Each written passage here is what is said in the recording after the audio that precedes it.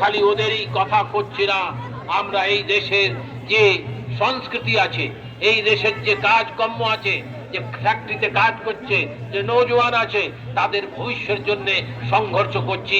সেই সংঘর্ষ নিয়ে আজ সারা দেশে আমরা আন্দোলনে আছি, এই জায়গা ওই জায়গা। আর সারা দেশে আজ রাজ্যে রাজ্যে জেলায় জেলায় ভারতীয় কমিউনিস্ট পার্টির সম্মেলন হচ্ছে। তারপরে 14 থেকে 18 অক্টোবর আন্ধ্রপ্রদেশে বিজয়ওয়াড়াতে আমাদের পার্টির 24ওয়া ন্যাশনাল কনফারেন্স হবে।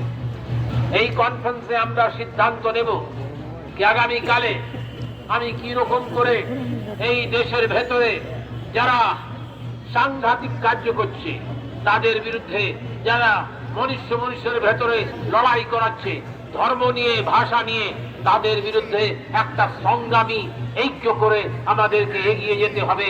আমাদেরকে নিজের আইনের রক্ষা করবার জন্য, এগিয়ে যাওয়ার জন্য একটা ব্যাপক একতার দরকার হবে।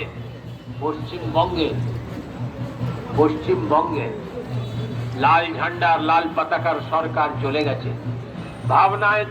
ভাবনা নিয়ে কিছু নিয়ে আমরা একটা সরকার দেখছি, ওই সরকার সন্ত্রাসের সরকার।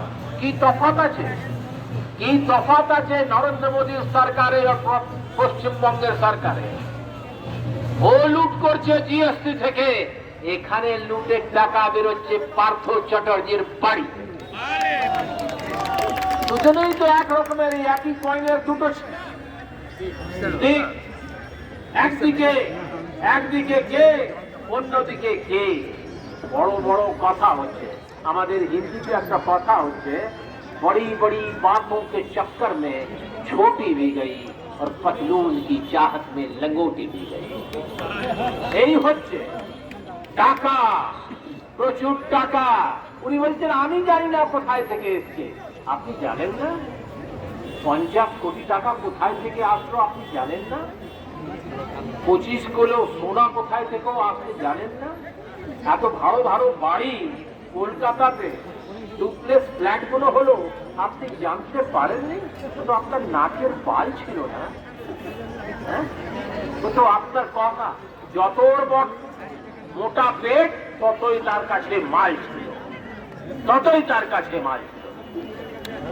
এই 34 বছর এই লাল পতাকার গভর্নমেন্ট ছিল। কংগ্রেসের বিরুদ্ধে এই লাল পতাকা খাটারি মানুষের কথা নিয়ে লড়াই লড়েছে। আর গত 8 বছর থেকে এই সাম্প্রদায়িক, এই ইন্টারন্যাশনাল ফাইন্যান্স ক্যাপিটাল, দেশের কর্পোরেট যারা আছে তাদের সঙ্গে যুক্ত যে সরকার, নরেন্দ্র মোদীর বিরুদ্ধে আমরা